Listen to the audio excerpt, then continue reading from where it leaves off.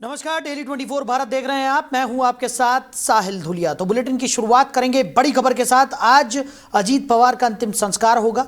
बड़ी खबर आपको बता रहे हैं, काटेवाड़ी अजीत पवार का पार्थिव शरीर लाया गया है। बड़ी खबर, बारामती में सुबह 11 बजे उनका अंतिम संस्कार होगा। तो अंतिम दर्शनों के लिए परिवारजन और वरिष्ठ नेता जुटे हुए नजर आ रहे हैं। गृहमंत्री अमित शाह समेत कई नेता अंतिम संस्कार में शामिल होने पहुंचेंगे। बड़ी खबर, तो महाराष्ट्र के उप मुख्यमंत्री रहे अजीत पवार के निधन के बाद उनके पार्थिव शरीर को अंतिम संस्कार से पहले काटेवाड़ी स्थित उनके आवास पर लाया गया, जहां परिवार, रिश्तेदार और समर्थक अंतिम दर्शनों के लिए एकत्रित हुए। तो बारामती में आज सुबह 11 बजे विद्या प्रतिष्ठान ग्राउंड में उनका अंतिम संस्कार किया जाएगा। इस मौके पर एनसीपी एससीपी सांसद सुप्रिया सुले, विधायक रोहित पवार और पवार परिवार के अन्य सदस्य मौजूद रहेंगे। उनके बेटे जय पवार भी घर पर हैं। बताया गया है कि कल बारामती में एक विमान हादसे में उनका निधन हो गया था, जिसमें विमान में सवार सभी लोगों की मृत्यु हो गई थी। अंतिम संस्कार में शामिल होने के लिए केंद्रीय मंत्री, रक्षा मंत्री समेत कई दिग्गज पहुंच सकते हैं। तो गृह मंत्री ने इस हादसे को बेहद दुखद बताया। उन्होंने कहा कि अजीत पवार जैसे नेता की भरपाई महाराष्ट्र में संभव नहीं है और राज्य के विकास में उनका योगदान हमेशा याद किया जाएगा। गृह मंत्री अमित शाह अंतिम संस्कार में शामिल होने के लिए बारामती पहुंचेंगे। वहीं मुख्यमंत्री देवेंद्र फडणवीस और उप मुख्यमंत्री एकनाथ शिंदे भी महाराष्ट्र लोक भवन हेलीकॉप्टर से पहुंचे और वहां से बारामती के लिए रवाना हो गए। तो अजीत पवार का अंतिम संस्कार आज होगा 11 बजे, ये अंतिम संस्कार किया जाएगा। जो कल का हादसा है अतिशय काफी दिल को दहलाने वाला हादसा है, क्योंकि किसी को भी नहीं लगा था कि ऐसा कुछ हो जाएगा। लेकिन कल सुबह न्यूज सुनते ही हम सबको काफी दुख हुआ और मुझे लगता है कि महाराष्ट्र में अजीत दादा जैसा नेता वापस होगा नहीं, क्योंकि उन्होंने काफी इंटीरियर में जाके काम किया था। एक अच्छे नेता थे जिन्होंने महाराष्ट्र के लिए काफी बड़ी भूमिका डेवलपमेंट को लेके निभाई है। ममता बनर्जी ने कहा है कि राजनीतिक साजिश इसके पीछे हो सकती है। देखो, मुझे लगता है कि इस समय पे इस बात को इशू करना ये गलत है किसी भी कौन से भी दल के लिए, क्योंकि जो घटना घड़ी है वो हमारे किसी के हाथ में नहीं थी और इस बात को हमें सबको दुख है। क्या आखिरी यादें हैं अजीत पवार जी की, क्योंकि आप पुणे में ग्रैंड टूर के लिए आए? अजीत दादा के साथ मैं लास्ट वीक ही थी, क्योंकि यहाँ पे साइकिलिंग कंपटीशन था और उनकी काफी इच्छा थी कि कंपटीशन काफी अच्छी तरह से होना चाहिए, इसलिए उन्होंने पर्टिकुलर हर चीज को खुद से मॉनिटर किया था और उनके माध्यम से साइकिलिंग जो ग्रैंड टूर हुआ, मुझे लगता है कि पूरे दुनिया में एक अलग पहचान ये साइकिलिंग कंपटीशन के माध्यम से पूना की, महाराष्ट्र की और हमारे देश की बनी है। और हम कोशिश करेंगे कि अजीत दादा के नाम से जो अजीत दादा का विजन था कि स्पोर्ट्स को हम एक नए तरीके से आगे लेके जा और महाराष्ट्र के लोगों को स्पोर्ट्स में हम आगे कैसे ले जा सकते थे, इसीलिए हमेशा अजीत दादा ने प्रयास किया और उसी तरह हम भी प्रयास करेंगे। अजीत दादा ने जो इस राज्य के लिए काम किया है उनके आदर्श को लेके हम भी प्रयास करेंगे, उसी आदर्श के साथ हम भी काम करेंगे।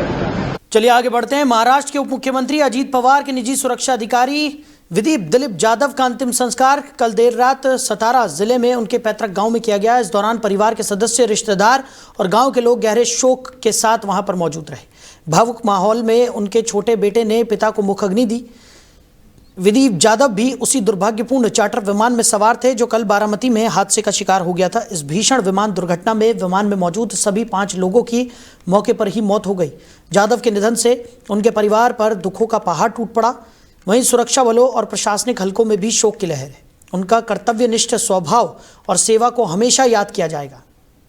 वहीं महाराष्ट्र के बारामती में उस स्थान का वीडियो सामने आया जहां कल एक चार्टर विमान दुर्घटनाग्रस्त हो गया था। इस दर्दनाक हादसे में महाराष्ट्र के उप मुख्यमंत्री अजीत पवार सहित विमान में सवार सभी 5 लोगों की मृत्यु हो गई थी। तो दुर्घटना के बाद इलाके में अफरा तफरी का माहौल रहा और पूरे क्षेत्र को सुरक्षा घेराबंदी में ले लिया गया। फिलहाल नागरिक उड्डयन महानिदेशालय और फॉरेंसिक विभाग के अधिकारी मौके पर मौजूद रहे और हादसे के कारणों की गहन जांच पड़ताल भी की जा रही है।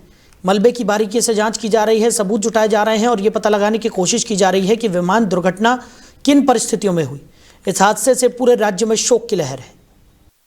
उधर भारत और अमेरिका के बीच चल रही व्यापार समझौता वार्ताओं में अब तक की सबसे अहम प्रगति दर्ज की गई है और संकेत मिल रहे हैं कि दोनों देशों के बीच जल्द ही कोई ठोस समझौता हो सकता है। इस बीच भारत और यूरोपीय यूनियन के बीच मुक्त व्यापार समझौता भी राजनीतिक स्तर पर अपने अंतिम चरण में पहुंच चुका है, लेकिन इसके बावजूद अमेरिका के साथ बातचीत बिना किसी रुकावट के लगातार आगे बढ़ती रही।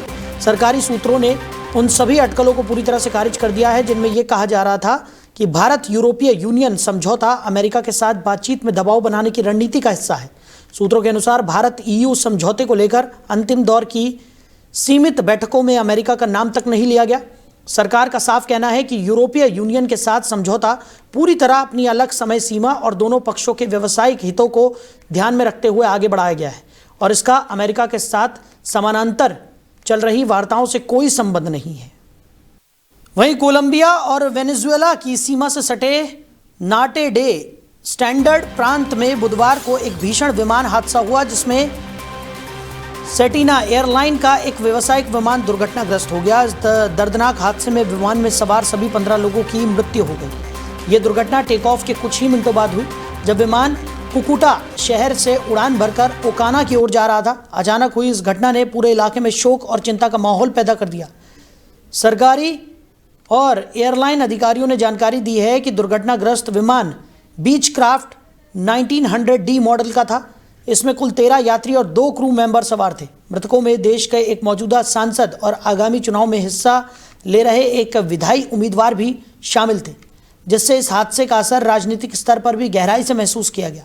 यह विमान सतेना फ्लाइट 8895 के नाम से संचालित हो रहा था और दोपहर में ओकाना पहुंचना था। उड़ान के दौरान लैंडिंग से कुछ समय पहले ही विमान का एयर ट्रैफिक कंट्रोल से अचानक संपर्क टूट गया। काफ़ी देर तक संपर्क बहाल न होने पर प्रशासन ने तत्काल खोज और बचाव अभियान शुरू किया। बाद में जब विमान का मलबा एक पहाड़ी और दुर्गम इलाके में मिला तब अधिकारियों ने पुष्टि की कि विमान में मौजूद सभी लोग अपनी जान गंवा चुके हैं। इस हादसे में कोलंबिया की चैम्बर ऑफ डेप्यूटीज के सदस्य डियोजेनेस क्विंटेरो और चुनावी उम्मीदवार कार्लोस साल्सेडो की भी मौत हो गई। दोनों अपने अपने राजनीतिक दलों की टीम के साथ यात्रा कर रहे थे। घटना की खबर सामने आते ही राजनीतिक और सामाजिक हलकों में गहरा शोक फैल गया। स्थानीय विधायक विल्मर कैरिलो ने इसे बेहद दुखद घटना बताया और लोगों से संयम बनाए रखने की अपील की। उन्होंने कहा कि शुरुआती राहत कार्य अब शवों को निकालने और उनकी पहचान करने की प्रक्रिया में बदल चुका है। दुर्घटना स्थल वेनेजुएला की सीमा के पास एक दूर दराज और पहाड़ी क्षेत्र में स्थित है, जहां घना जंगल और बदलता मौसम बचाव कार्य में बड़ी बाधा बना। अधिकारियों के अनुसार कठिन भौगोलिक परिस्थितियों के कारण मलबे तक पहुंचने में काफ़ी समय लगा। फिलहाल हादसे के कारणों को लेकर कोई आधिकारिक बयान जारी नहीं किया गया है, लेकिन संबंधित एजेंसियां मामले की गहन जांच में जुटी हुई है। तो पहाड़ी इलाके में जांच पड़ताल भी यहां पर की जा रही है। कोलंबिया में सेटिना विमान दुर्घटनाग्रस्त हुआ है। 15 लोगों की इस हादसे में दर्दनाक मौत हो गई। सांसद और चुनावी उम्मीदवार इस प्लेन में मौजूद थे। पहाड़ी इलाके में अब जांच पड़ताल की जा रही है और पता लगाने की कोशिश की जा रही है कि आखिर दुर्घटना की वजह क्या थी। तो इस विमान हादसे में 15 लोगों की दर्दनाक मौत हो गई है। बताया जा रहा है कि 13 सवार और 2 क्रू मेंबर इस विमान में सवार थे। कुल मिलाकर 15 लोगों की मौत इस हादसे में हो गई। कोलंबिया में सेटिना विमान हादसे का शिकार हुआ। बताया जा रहा है कि अब इन कारणों का पता लगाने की कोशिश की जा रही है कि आखिर क्या वजह रही कि ये प्लेन इस तरीके से दुर्घटनाग्रस्त हो गया। वहीं दिल्ली की राउज एवेन्यू कोर्ट में आज जमीन के बदले नौकरी मामले में अहम सुनवाई होने जा रही है। इस दौरान लालू प्रसाद यादव के परिवार के कई सदस्य अदालत में उपस्थित हो सकते हैं। बड़ी खबर आपको बता रहे हैं। तो लैंड फॉर जॉब मामले में आज राउज एवेन्यू कोर्ट में यह अहम सुनवाई होगी। ये मामला केंद्रीय अन्वेषण ब्यूरो की ओर से दर्ज किया गया है। इससे पहले 9 जनवरी को कोर्ट ने लालू परिवार सहित कुल 41 आरोपियों के खिलाफ आरोप तय किए थे, जिसके बाद अब इन सभी के खिलाफ नियमित रूप से मुकदमा चलाया जाएगा। वहीं अदालत ने इस मामले में 52 अन्य लोगों को आरोपों से मुक्त कर दिया था। तो पिछली सुनवाई के दौरान विशेष न्यायाधीश विशाल गोगने ने अपने आदेश में कड़ी टिप्पणी की थी। उन्होंने कहा था कि उपलब्ध तथ्यों और परिस्थितियों से ये संकेत मिलता है कि लालू यादव और उनके परिवार ने एक संगठित आपराधिक गिरोह की तरह काम किया। अदालत के अनुसार सरकारी नौकरियों के बदले जमीन और अन्य संपत्तियां हासिल करने की एक सुनियोजित और व्यापक साजिश रची गई थी। जज ने यह भी कहा कि प्रथम दृष्टया ऐसा प्रतीत होता है कि लालू प्रसाद यादव ने सरकारी नौकरियों को सौदेबाजी के साधन के रूप में इस्तेमाल किया। और इसी खबर पर ज़्यादा चर्चा के लिए एडवोकेट तनुज दीक्षित जी हमारे साथ जुड़ गए। तनुज जी, बहुत स्वागत है आपका। जी नमस्कार। तनुज जी, लैंड फॉर जॉब मामले में आज जिस तरीके से ये मामला कोर्ट में लगातार देखने को मिल रहा है, आरोप तय किए जा चुके हैं और अब लालू परिवार आज कोर्ट में पेश होगा, ऐसा भी निकलकर सामने आ रहा है। साथ ही साथ जो आरोप तय किए गए हैं उसको लेकर आज सुनवाई में यहाँ पर क्या कुछ निकलकर सामने आने की उम्मीद जताई जा सकती है? देखिए, क्योंकि अब केस की जो चार्ज फ्रेमिंग है उससे काफी आगे निकल चुका है। हाँ। 9 जनवरी को आरोप तय हो चुके हैं जी। यानी कोर्ट में साफ कह दिया है कि प्रथम दृष्टया अपराध बनता है। अब सवाल सिर्फ आरोप का नहीं है, दोष सिद्ध होने या ना होने का है। और निश्चित रूप से जिस तरीके से जो वहाँ पे विशेष जज है उन्होंने बेहद टिप्पणी उन्होंने जो करी थी, ये बेहद सीरियस लीगल इम्पैक्ट रखती है। अगर हम बात कहें, ये सामान्य भ्रष्टाचार नहीं है जी, ये IPC plus prevention of corruption act plus criminal conspiracy तीनों का कॉम्बो बनता है। इससे सजा की जो सिवियरिटी है वो काफी बढ़ जाती है। अगर हम संभावित रूप से अगर कानूनी धाराओं की बात करें तो इसमें आईपीसी की 120B जिसमें आपराधिक साजिश के लिए होती है, 420 जो धोखाधड़ी के लिए है, 467, 68 या 471 जो जालसाजी के लिए है, और साथ में पीसी एक्ट 1988 जिसमें सरकारी पद का दुरुपयोग करने की भी इसमें चीजें हो सकती है। ये सब मिलकर के अगर इस केस को देखें तो पॉलिसी मिसयूज फॉर पर्सनल एनक्रिचमेंट बनाते हैं। जी अच्छा तनुज जी, जिस तरीके से अदालत की बात करें तो आपने भी जिक्र किया और अदालत की अनुसार सरकारी नौकरियों के बदले जमीन और अन्य संपत्तियां हासिल करने की एक सुनियोजित और व्यापक साजिश रची गई थी और उसी के तहत ये आरोप भी यहाँ पर तय कर लिए गए हैं।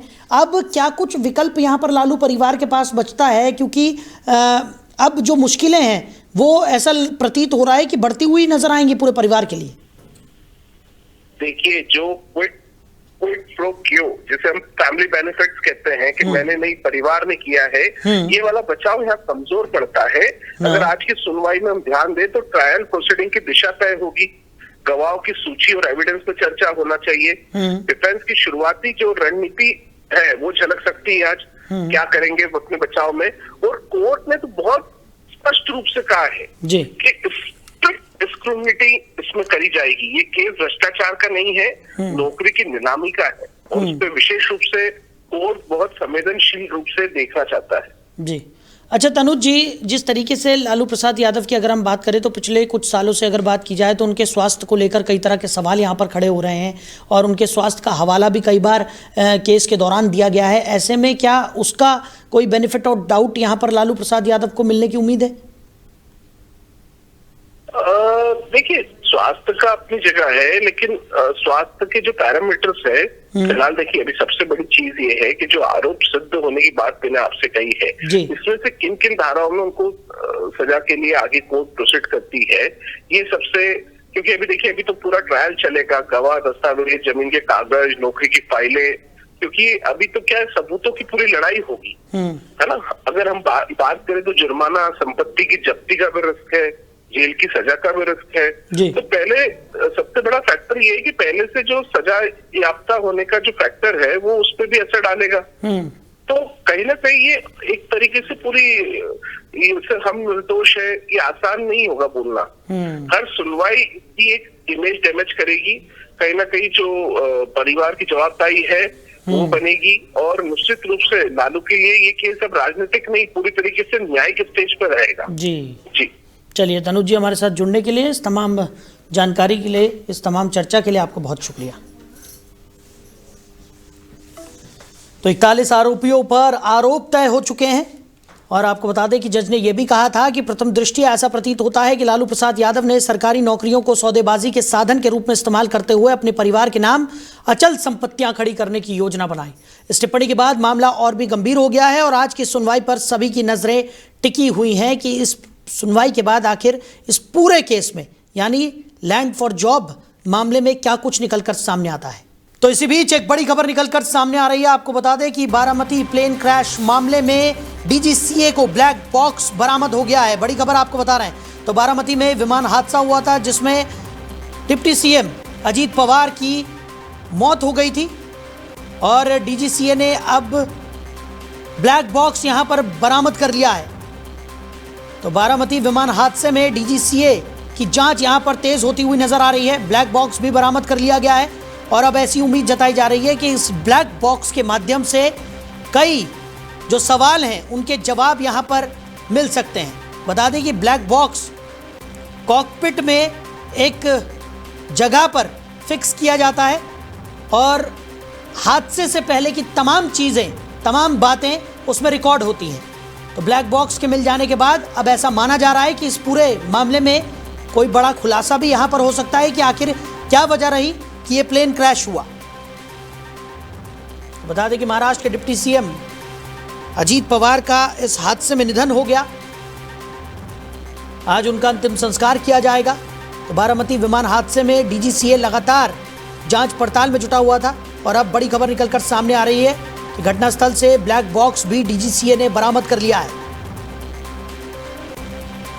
तो बारामती विमान हादसे में डीजीसीए की जांच पड़ताल तेजी से आगे बढ़ती हुई नजर आ रही है।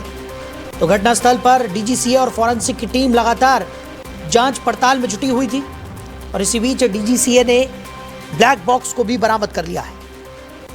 उत्तर प्रदेश के प्रयागराज में माघ मेला 2026 के दौरान जया एकादशी के पावन अवसर पर बड़ी संख्या में श्रद्धालु त्रिवेणी संगम पहुंचे। सुबह से ही भक्तों का तांता लगा रहा और श्रद्धालुओं ने गंगा, यमुना और अदृश्य सरस्वती के संगम में आस्था की डुबकी लगाई। मान्यता है कि इस दिन किया गया पवित्र स्नान पुण्यदायी होता है और जीवन के कष्टों को दूर करता है। संगम तट पर भक्ति और श्रद्धा का माहौल देखने को मिला, जहां श्रद्धालु मंत्रोच्चार और पूजा अर्चना के साथ स्नान करते नजर आए। तो प्रशासन की ओर से सुरक्षा और व्यवस्था के पुख्ता इंतजाम किए गए थे ताकि भक्तों को किसी प्रकार की असुविधा न हो। उधर अमेरिका ने वेनेजुएला के तेल व्यापार पर लगाए गए कड़े प्रतिबंधों के तहत जब्त किए गए एक तेल टैंकर को वापस करने का फैसला किया है। मीडिया रिपोर्ट्स के अनुसार यह कदम उस व्यापक कार्रवाई का हिस्सा था जिसे अमेरिकी राष्ट्रपति डोनाल्ड ट्रंप के नेतृत्व में वेनेजुएला से जुड़े प्रतिबंधित तेल जहाजों के खिलाफ चलाया गया था। इस अभियान के दौरान अमेरिका ने कई टैंकरों को अपने कब्जे में लिया था जिन पर प्रतिबंधों का उल्लंघन करने का आरोप था। अब अमेरिका के इस फैसले के तहत एक जब्त किया गया तेल टैंकर वेनेजुएला को लौटाया जाएगा। माना जा रहा है कि निर्णय कानूनी और कूटनीतिक प्रक्रियाओं के पूरा होने के बाद लिया गया है। इस कदम को अमेरिका और वेनेजुएला के बीच तनावपूर्ण संबंधों के संदर्भ में अहम माना जा रहा है क्योंकि तेल व्यापार दोनों देशों के बीच विवाद का एक प्रमुख मुद्दा रहा है। आपको बता दें कि अमेरिका ने वेनेजुएला का तेल टैंकर लौटाने का फैसला यहाँ पर लिया है। ट्रंप प्रशासन ने पहले कई टैंकर जब्त किए थे। तो तेल व्यापार विवाद में इस कदम को अमेरिका का महत्वपूर्ण कदम माना जा रहा है और वेनेजुएला का तेल टैंकर लौटाने का फैसला यहां पर अमेरिका ने कर लिया है। वहीं केरल बजट 2026 को पेश करते हुए राज्य विधानसभा में वित्त मंत्री के.एन. बालगोपाल ने कहा कि वो बेहद खुशी और गर्व के साथ ये बजट प्रस्तुत कर रहे हैं। उन्होंने बताया कि ये उनका छठा बजट है और अब तक राज्य सरकार की ओर से उन्होंने जितने भी बजट पेश किए हैं वो सभी चुनाव के समय जनता के किए गए वादों को ध्यान में रखते हुए तैयार किए गए हैं। तो इन बजटों का मुख्य उद्देश्य उन घोषणाओं और योजनाओं और कार्यक्रमों के रूप में लागू करना है जिनका वादा चुनावी घोषणा पत्र में किया गया था। वित्त मंत्री ने कहा कि सरकार ने जनता के सामने यह स्पष्ट रूप से रखा है कि घोषणा पत्र में किए गए वादों को पूरा करने की दिशा में अब तक कितनी प्रगति हुई है। पिछली सरकार के कार्यकाल के दौरान प्रस्तुत की गई प्रगति रिपोर्ट पर भी व्यापक चर्चा हुई थी। उन्होंने संतोष जताते हुए कहा कि किए गए वादों का लगभग पूरा हिस्सा सफलतापूर्वक लागू किया जा चुका है और इसी विश्वास तथा उपलब्धियों की भावना के साथ आज का बजट सदन के सामने रखा जा रहा है। तो केरल बजट 2026 यहां पर पेश किया गया है। के.एन. बालगोपाल का ये छठा बजट है जो उन्होंने पेश किया है। वादों को लागू करने पर जोर दिया जा रहा है। केरल बजट 2026 वित्त मंत्री के.एन. बालगोपाल ने पेश किया है। के.एन. बालगोपाल ने छठवीं बार ये बजट पेश किया है और उन्होंने कहा कि उन्हें बहुत खुशी हो रही है ये बजट पेश करते हुए। उन्होंने कहा कि इस बजट में भी पूरी कोशिश की गई है कि जो जनता से वादे किए गए उन तमाम वादों को अलग अलग योजनाओं के तहत पूरा किया जाए और जनता को उसका पूरा फायदा मिले। तो फिलहाल इस बुलेटिन में मेरे साथ इतना ही। आप बने रहिए। नमस्कार।